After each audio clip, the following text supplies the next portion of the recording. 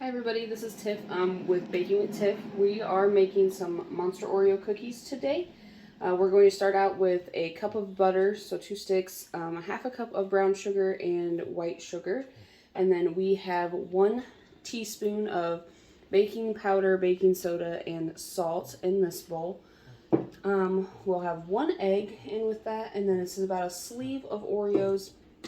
I just kind of grabbed some white chocolate to taste and just chopped it all up and had it ready. You can also use white chocolate chips. This is 3 cups of all-purpose flour and 2 teaspoons of vanilla. To get started out here, we're going to just cream our butter. So we will throw this in the mixer. This butter is room temperature. I always recommend you use room temperature butter when you're making cookies. It just makes your life easier and makes sure that nothing gets over mixed. Once we get our butter creamed up and it's nice and smooth, then we will start to add in our sugar.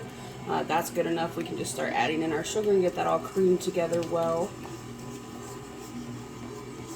Alright, once we get that mixed up well, then the next step is going to be to add your 1 egg that goes in this recipe.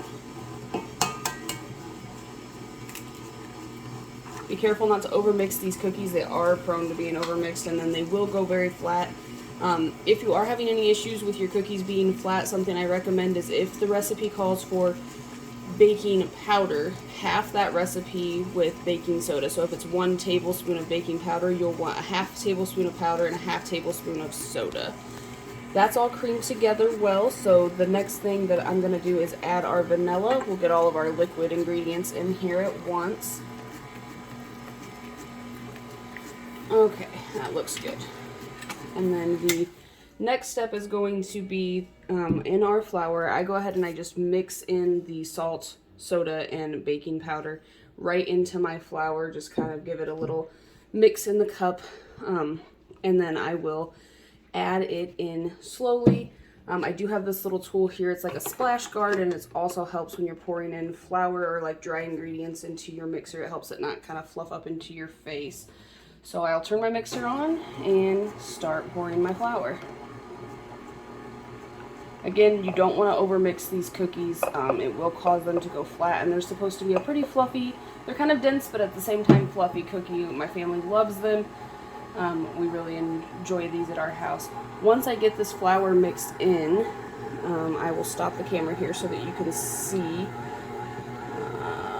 Probably right about like that. It looks kind of crumbly, a little dry, but what we will do then is, instead of using the mixer to mix in the chocolate and the Oreos, I'll just use a rubber spatula and kind of just toss it in there. So for now, we will clean off our dough here. And that'll help mix in some of the extra flour also. We'll just kind of throw this in here. And then we will mix it up.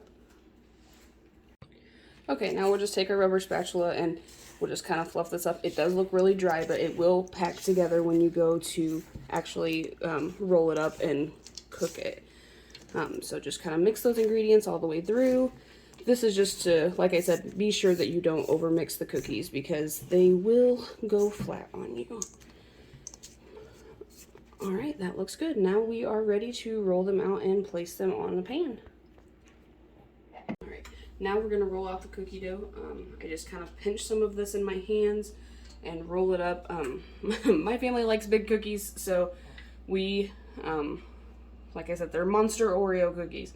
So we will kind of make the dough about that size. It doesn't have to be perfect.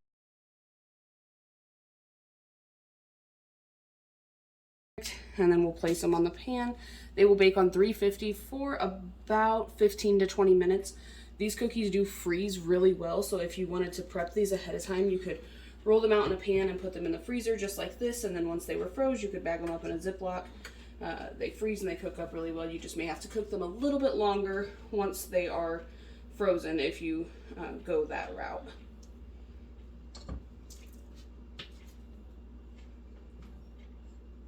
Alright guys, here's the finished product. These cookies are delicious. I will list the recipe below in the comments.